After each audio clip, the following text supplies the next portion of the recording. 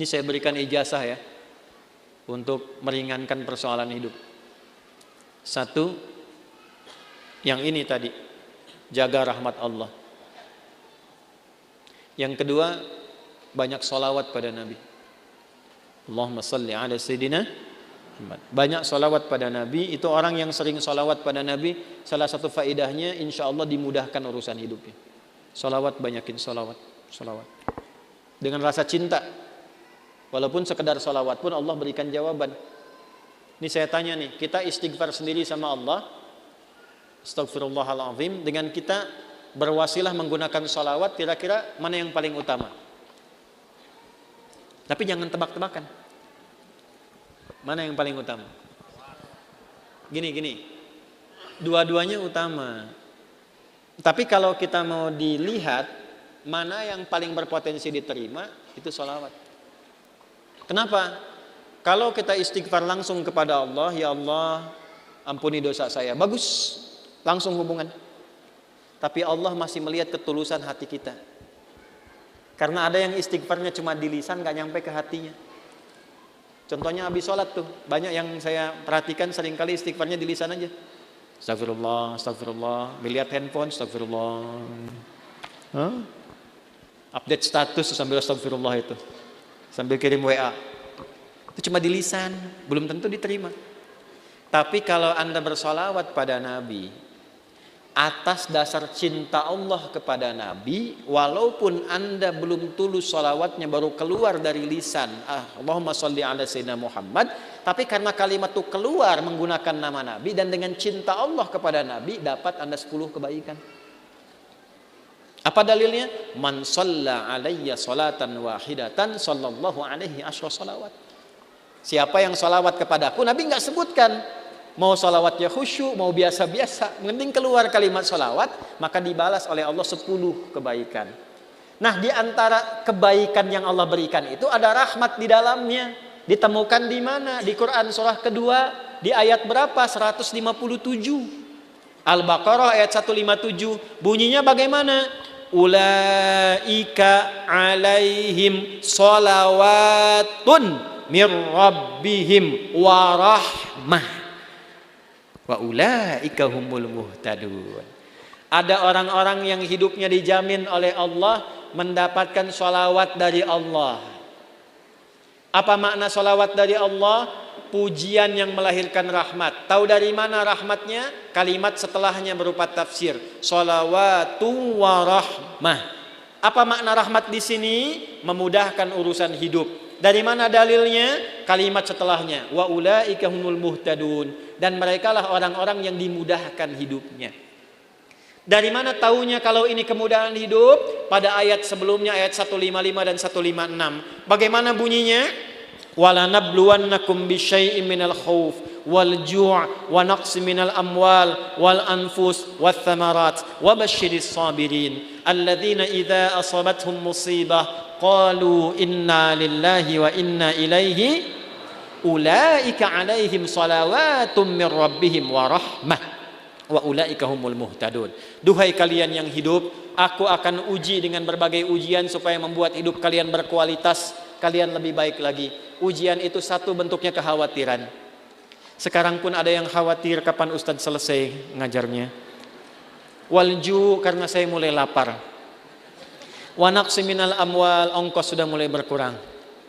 Wal anfus, ada yang sakit, ada yang meninggal. Wat thamarat, ada yang hasil kerja kerasnya dibawa orang. Wa basyiris sabirin, berbahagialah orang sabar. Bagaimana cara sabar? Alladzina idza asabathum musibah, yang kalau diuji dengan masalah ini, qalu, mereka meyakinkan pada hatinya, inna lillahi wa inna ilaihi raji'un. Ini ujian dari Allah supaya membuat saya berkualitas dan pasti Allah kasih solusinya. Bagaimana cara mendapatkan solusinya? Kalau orang-orang sudah bersikap begini tawakal pada Allah, maka dia berburu rahmat Allah. Ulaika alaihim shalawatum mir rabbihim wa rahmah. Orang sabar begini dipuji oleh Allah, diberikan rahmat. Kalau Allah sudah kasih rahmat, maka Allah berikan kemudahan untuk menyelesaikan semua masalah hidupnya. Maka orang-orang yang mempraktekkan hadis ini ar-rahimuna, orang-orang yang berkasih sayang, mempraktekkan hidup dengan rahmat, langsung otomatis dijaga oleh Allah dengan rahmatnya ini supaya dimudahkan semua urusan hidupnya. Semakin kuat prakteknya, semakin mudah hidupnya.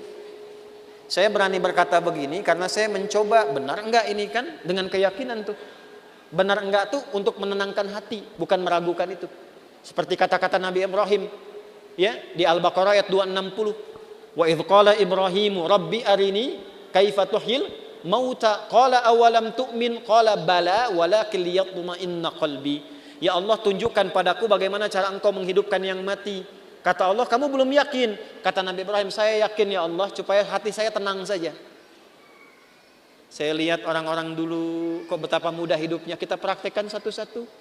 Melihat orang dengan kasih sayang, mencoba untuk memaafkan, mencoba untuk berlapang dada, menempatkan pada tempatnya. Latihan aja, baru latihan itu dimudahkan Pak. Baru latihan masih sedikit. Ini tidak beli, ini tidak beli.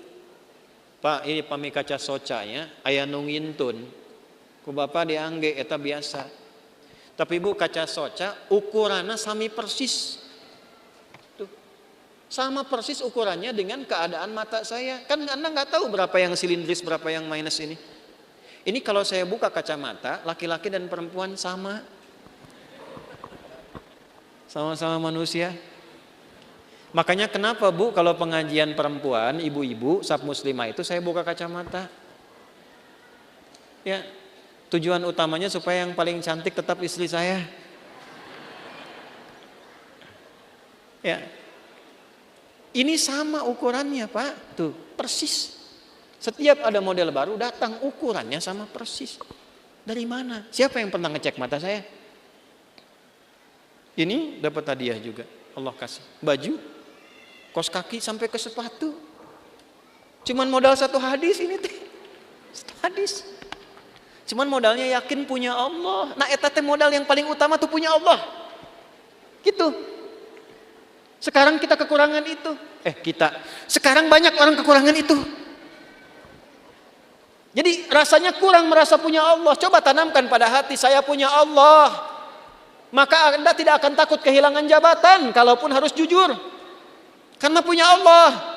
Qulillahumma malikal mulki tu'til mulka man wa tanzi'ul mulka mimman. Karena punya Allah jangan takut kehilangan harta kalau harus sedekah. Karena punya siapa? Allah. Makanya dekati Allahnya. Ittaqillaha haitsuma kunta wa atbil hasanata sayyi'atal hasanata tamhuha.